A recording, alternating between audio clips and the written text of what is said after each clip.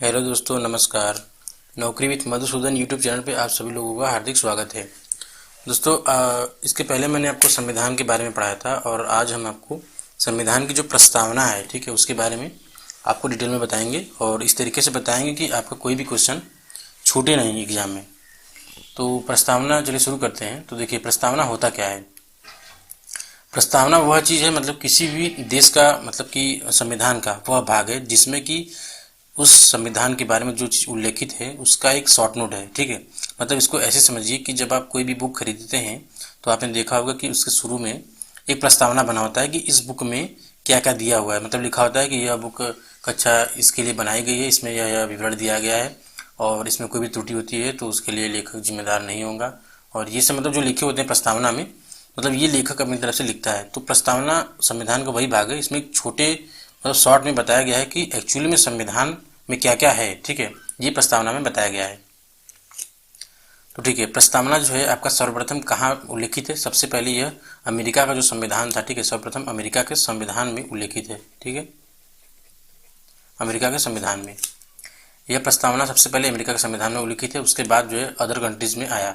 तो हमारे जो देश में प्रस्तावना है वो भी अमेरिका से ही लिया गया है, ठीक है। उसको याद कीजिएगा कि जो हमारे देश का प्रस्तावना है वो कहाँ से मतलब प्रेरित होकर लिया गया है, तो वह अमेरिका के जो प्रस्तावना है वहाँ से, ठीक है। चलिए, तो अब देखिए, मैंने बता दिया संविधान का परिचय और भूमिका। मतलब कि जो प्रस्तावना है वो क्या है, संविधान का परिचय और भूमिका निभाता है, ठीक है। परिचय मतलब एक शॉर्ट नोट बताता है कि संविधान में एक्चुअली में क्या है। तो जो हमारा संविधान का जो मतलब कि प्रस्तावना है वो क्या है, किस तरीके से पढ़ा जाता है। हालांकि मैंने पूरी लाइन नहीं लिखी हुई है, बस इतना मैं आपको बताता हूँ कि इसको ऐसे पढ़ा जाता है कि हम भारत के लोग भारत को एक संपूर्ण गणराज्य बनाने की, मतलब ऐसे लेकर के पूरा लास्ट में आत्मसमर्पित करते हैं, ठीक है। ये 5-6 लाइन की एक आपका जो है कि लिखा गया है प्रस्तावना में।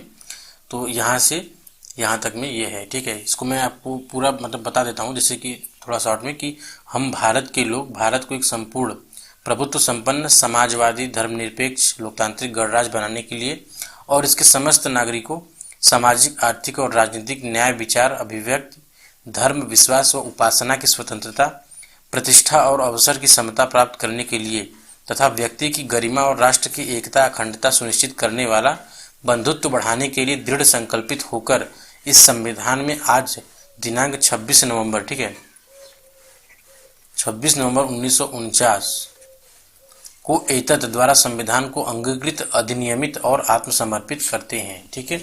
ये संविधान में हमारे प्रस्तावना मतलब लिखी गई है। तो देखिए, संविधान जो है उसके 4 मूल तत्व हैं, ठीक है। 4 मूल तत्व क्या क्या है। संविधान के अधिकार का स्रोत, ठीक है। इसका मतलब है कि प्रस्तावना कहती है कि संविधान भारत के लोगों से शक्ति अधिग्रहित करता है, ठीक है। मतलब संविधान है वो भारत के लोगों से ही शक्ति अधिग्रहित करता है। ऐसा नहीं कि किसी अन्य देश से लिया गया है संविधान तो वहाँ से मतलब कि उसके अकॉर्डिंग बनाया गया, नहीं, बनाया हमारे ही देश के अकॉर्डिंग, मतलब लोगों के अकॉर्डिंग ही गया है, ठीक है। दूसरा है भारत की प्रकृति। इसका अर्थ है कि मतलब भारत एक संप्रभु, समाजवादी, धर्मनिरपेक्ष और लोकतांत्रिक व गणतांत्रिक राज्य व्यवस्था वाला देश है। इसकी प्रकृति यानी नेचर क्या है प्रस्तावना की, तो वो मैंने बताया। उसके बाद संविधान का उद्देश्य, यानी कि संविधान का उद्देश्य क्या है। तो संविधान का उद्देश्य है न्याय, स्वतंत्रता, समता व बंधुत्व। संविधान के जो है क्या है, उद्देश्य हैं। और इसके बाद चौथा है संविधान लागू थी। तो संविधान आप सभी लोगों को पता है कि 26 नवंबर, ठीक है, 26 नवंबर 1949 को लागू हुआ था, लेकिन इसको अपनाया कब गया था, 26 जनवरी 1950 को, ठीक। लागू हुआ था 26 नवंबर 1949 को, लेकिन इसको अपनाया गया था 26 जनवरी 1950 को। चलिए, ये तो हो गया। अब आते हैं कि संविधान का जो प्रस्तावना जो है उसका आपका मुख्य शब्द जो है उनके बारे में थोड़ा जान लेते हैं, ठीक है। चलिए, संप्रभुता। तो संप्रभुता का देखिए मतलब यह है कि हमारा जो देश होगा, ठीक है, वह किसी भी देश पर निर्भर नहीं होगा, मतलब स्वयं पर निर्भर होगा। वह मतलब कि चाहे तो अपने देश के अंदर जो भी मामले हैं, देश के बाहर के जो मामले हैं, वो स्वयं के निर्णय ले सकता है। स्वयं के निर्णय, मतलब इसको किसी देश पर आश्रित होने की ज़रूरत नहीं है, ठीक है। किसी भी देश पर आश्रित होने की ज़रूरत नहीं है। यह अपने आप पे संप्रभु है। यह चाहे तो अपनी सीमा को किसी भी देश को दान कर सकता है अपने अनुसार, या फिर छोड़ सकता है उसके लिए, ऐसा कर सकता है। यानी कि संप्रभु देश है हमारा, इस पर किसी का अधिकार नहीं है, ठीक है। अगला है समाजवादी। ये शब्द जो है कि आपका संविधान संशोधन, ठीक है, प्रस्तावना संशोधन जो है कि हुआ था जब, तो उसमें जो है कि 42वें संशोधन, ठीक है, 42वें संशोधन 1976 अधिनियम, इसको मैं आगे बता दूंगा डिटेल में, उसमें इस शब्द को, समाजवादी शब्द को जोड़ा गया था। इसका अर्थ यह है कि हमारे देश के लोग समान, मतलब समान होंगे। ऐसा नहीं है कि हमारा देश केवल अमीरों के लिए होगा या फिर गरीबों के लिए ही केवल होगा। यहाँ पर अमीर और गरीब दोनों को मिलाकर चला जाएगा, ठीक है। देखिए, कुछ लोग समाजवादी का मतलब अर्थ यह निकालते हैं कि मान लीजिए कि अगर एक अमीर व्यक्ति है, ठीक है, अमीर व्यक्ति है और उसने खूब सारा पैसा कमा लिया, लेकिन एक वहीं गरीब व्यक्ति है, तो सरकार चाहे तो इस अमीर का पैसा मतलब छीन करके या ज़बरदस्ती ले करके इन गरीबों में बांट दे, तो ऐसा नहीं होगा, ठीक है। सरकार ऐसा कभी नहीं करेगी। समाजवादी का मतलब होता है कि सबको एक समान नज़र से रखना, लेकिन इसका मतलब यह नहीं है कि आप अमीरों के पैसे को लेकर गरीबों को दे दें। इसका मतलब यह है कि आप अमीरों पर टैक्स ज़्यादा लगाएंगे, ठीक है, जो जितना कमाएगा उसके ऊपर उतना टैक्स लगेगा। उस टैक्स के पैसे को, ठीक है, जो टैक्स आपके पास आएगा उस टैक्स के पैसे को आप इन गरीबों में बांटेंगे, तब जाकर के ये समाजवादी सिद्धांत पूरा होगा। ऐसा नहीं कि आप डायरेक्टली इनका पैसा छीन करके इन गरीबों को दे दिए, नहीं। आप जो है कि अमीरों से टैक्स वसूलेंगे, उसके बाद उचित टैक्स वसूलने के बाद इस टैक्स का उपयोग करके आप गरीबों की मदद कर सकते हैं, मतलब सरकार, ठीक है। उसके बाद है धर्मनिरपेक्ष। धर्मनिरपेक्ष वर्ड से ही आप समझ जाएंगे कि हमारा देश जो है, संविधान है, वो धर्मनिरपेक्ष है, ठीक है। मतलब यहाँ पर किसी विशेष धर्म का मतलब वो नहीं है कि प्रभुत्व नहीं है कि केवल यही धर्म के लोग राज करेंगे। हमारे देश जब संविधान बन रहा था तो लोगों ने उसी समय सोचा था कि हमारा देश जो है ये एक धर्मनिरपेक्ष देश होगा। यहाँ पर सभी धर्मों के लोग निवास करेंगे और किसी के साथ किसी भी धार्मिक रूप से कोई भी भेदभाव नहीं किया जाएगा। तो धर्मनिरपेक्ष का मतलब है कि हमारा देश जो है कि बिना किसी धार्मिक भेदभाव का, मतलब लोगों के रहने वाला देश है। यहाँ पर किसी को भी धार्मिक रूप से प्रताड़ित नहीं किया जा सकता। अगर किसी को किया जाता है तो वह कानून के दरवाजे को खटखटा सकता है, ठीक है, यानी कि न्यायालय हो जा सकता है कि मुझे इस वजह से धार्मिक रूप से मुझे प्रताड़ित किया जाता है, ठीक है। और इनके हितों की रक्षा करना सरकार का कर्तव्य है। मतलब सरकार यह सुनिश्चित करे कि उसके कार्यकाल में, उसके राज्य में ऐसा कोई भी चीज़ ना हो जहाँ पर किसी के साथ धार्मिक रूप से भेदभाव हो, ठीक है। उसके बाद है लोकतांत्रिक। हमारा देश जो है, संविधान कहता है कि हमारा देश लोकतांत्रिक होगा। लोकतांत्रिक का अर्थ है कि हमारे देश में एक प्रधानमंत्री होगा, ठीक है, एक पीएम होगा और एक सीएम होगा, और ऐसे जो अन्य पद हैं मतलब वो सभी होंगे, लेकिन ये प्रत्यक्ष रूप से जनता द्वारा चुने जाएंगे, ठीक है, जनता द्वारा। मतलब कि जनता ही लोकतंत्र की निर्माण करेगी, यानी जनता ही पीएम सीएम सबको चुनेगी। और इस तरह से हमारे देश में एक लोकतांत्रिक जो है कि उसकी नींव रखाएगी, क्योंकि जनता ही सर्वे सर्वा है। क्योंकि अगर किसी और तरीके से अगर चुने जाते हैं तो वो लोकतांत्रिक नहीं रह जाएगा, ठीक है।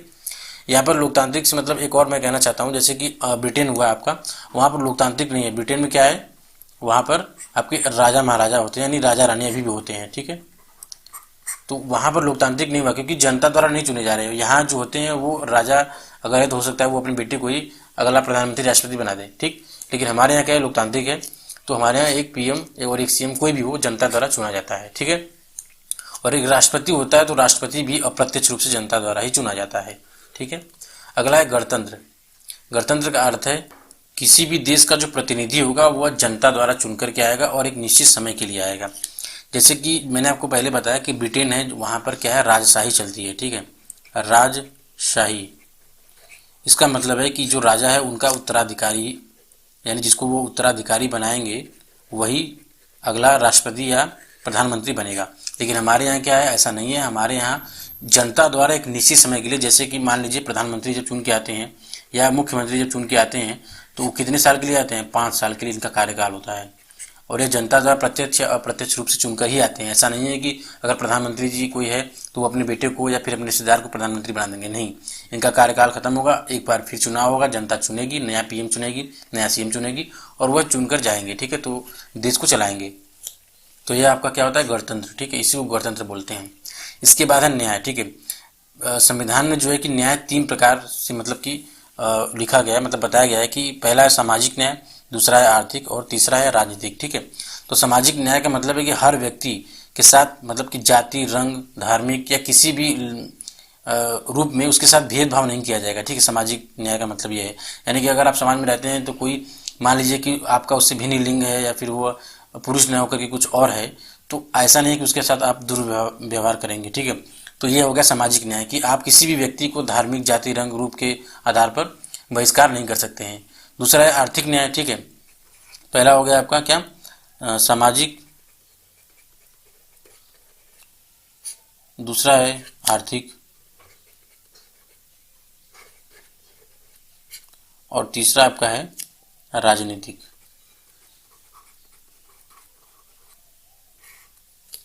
ठीक है, तो सामाजिक मैंने बता दिया कि किसी भी पुरुष या किसी भी व्यक्ति को जाति, रंग, धर्म, लिंग के आधार पर भेदभाव नहीं किया जा सकता।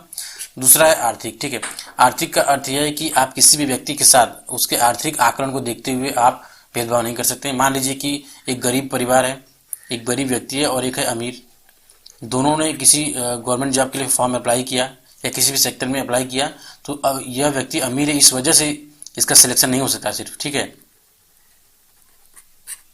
और यह गरीब है इस वजह से मतलब कि इसको बाहर नहीं किया जा सकता। यानी कि आर्थिक रूप से कोई भी कुछ भी हो, आपको दोनों को समान मौका देना होगा, समान जो नियम बनाएंगे दोनों के लिए एक ही लागू होंगे। ठीक है, चाहे वो अमीर हो चाहे गरीब हो, ये अपनी योग्यता साबित करके उस चीज़ में जाएंगे।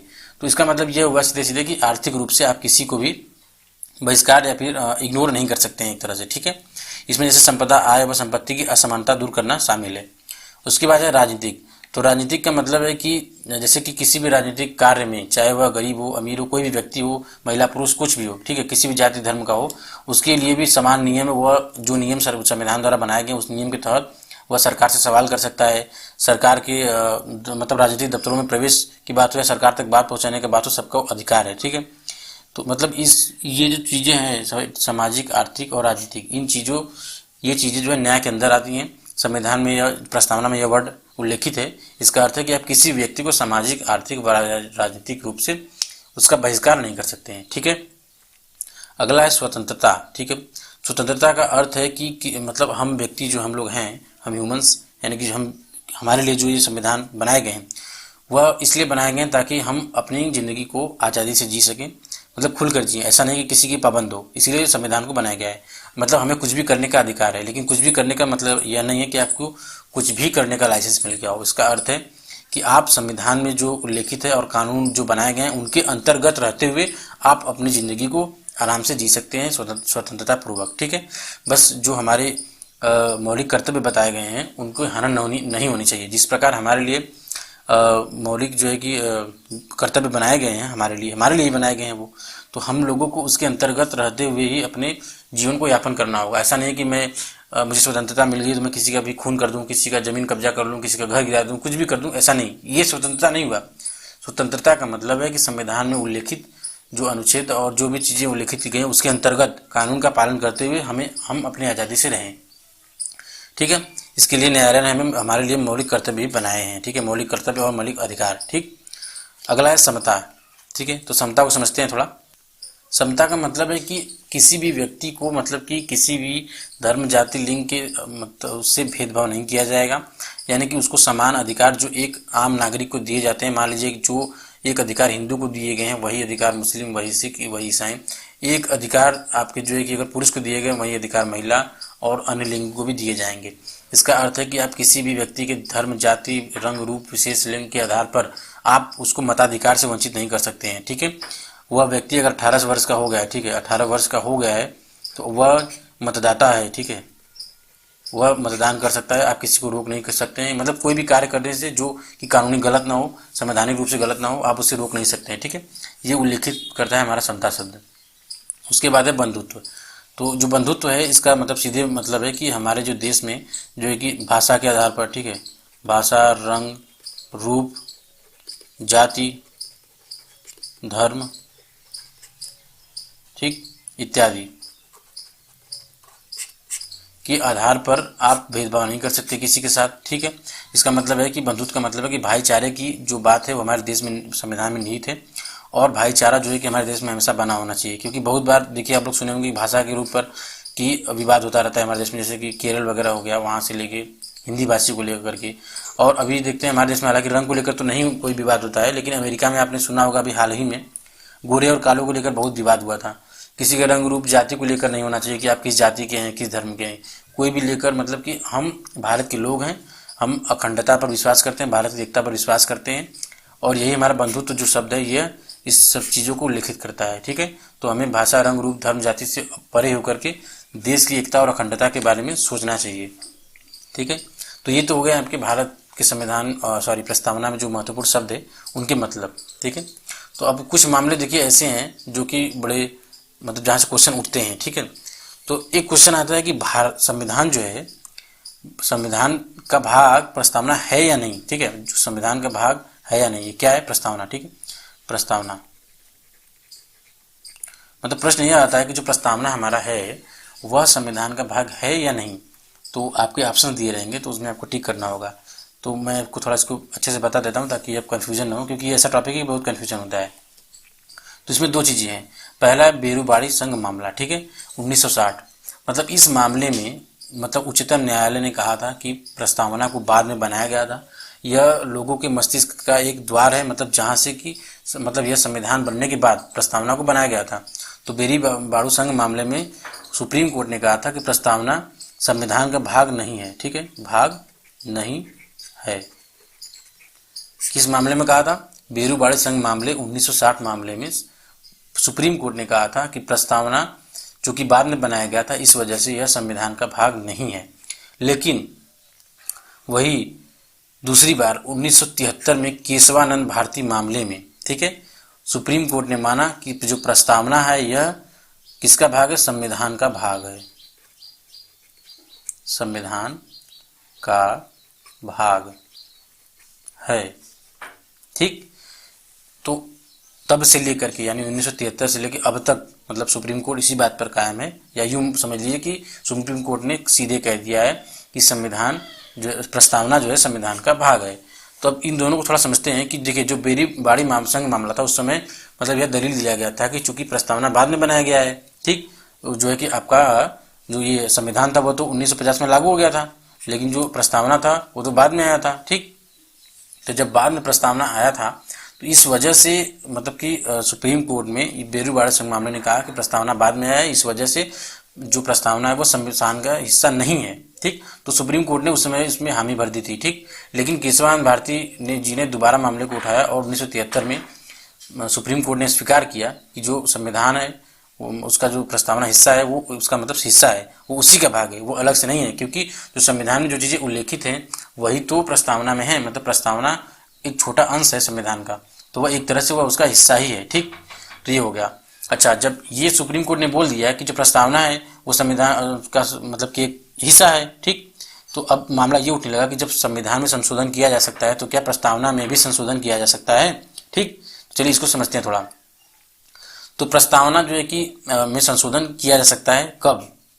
368 अनुच्छेद के अनुसार, ठीक है, 368 अनुच्छेद के अनुसार संशोधन किया जा सकता है। लेकिन ठीक, लेकिन समझिएगा कि आप किसी भी मतलब प्रस्तावना के किसी भी शब्द यानी जो विशेषता शब्द विशेषता है यानी मूल ढांचा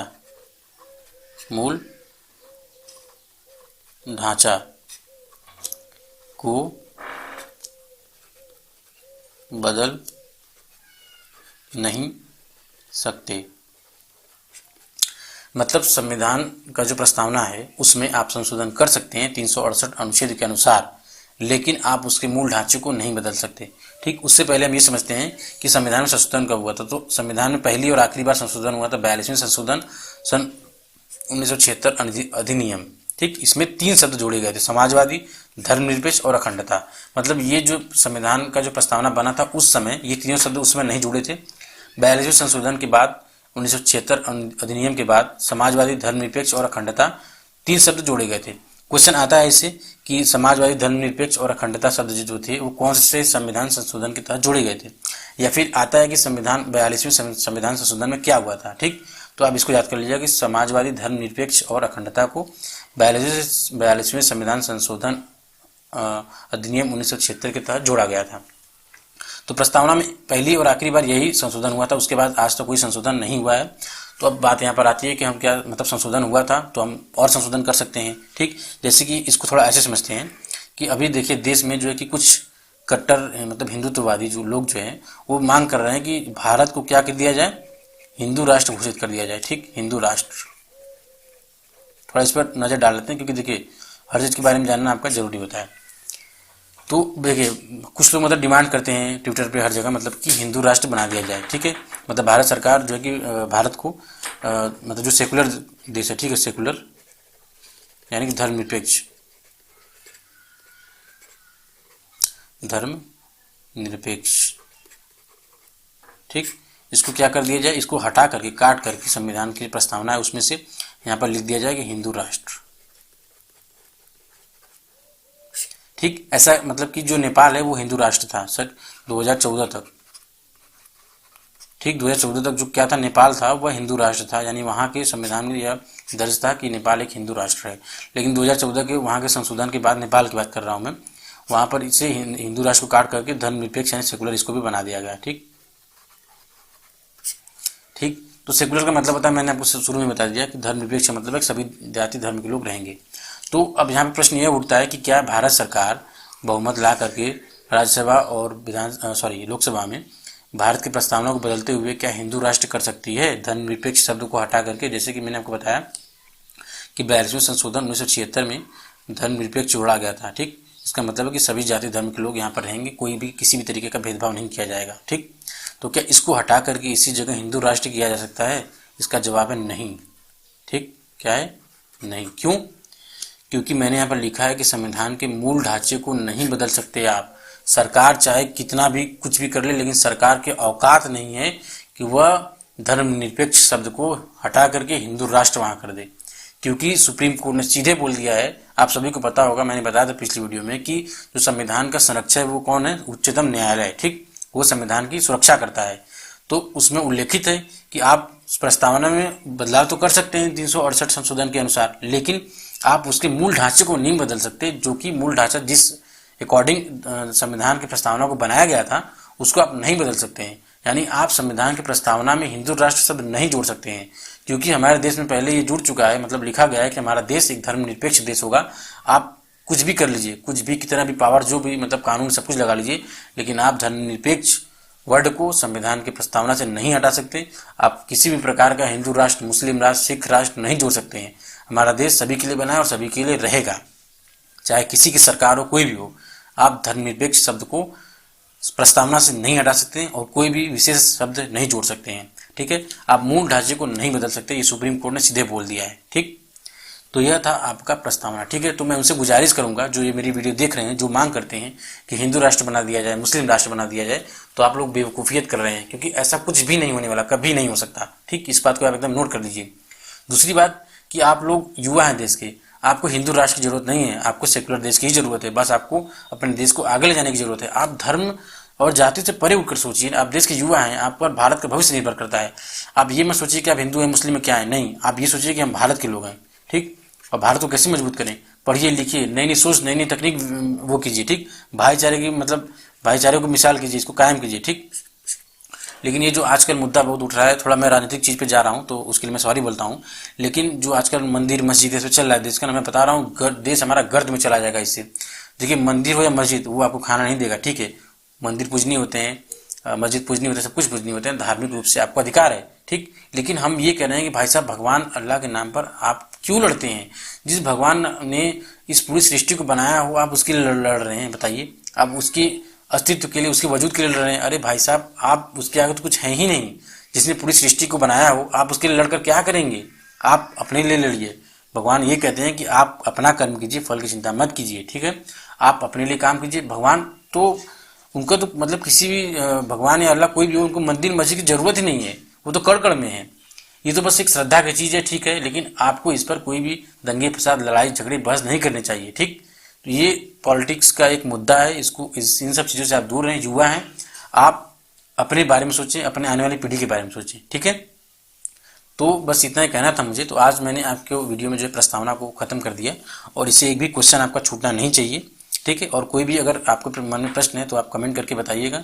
कोई आपको जो है कि सजेशन मेरे लिए हो तो वो भी बताइएगा। ठीक, तो मिलेंगे अगले वीडियो में नए ऊर्जा के साथ। तब तक के लिए धन्यवाद दोस्तों।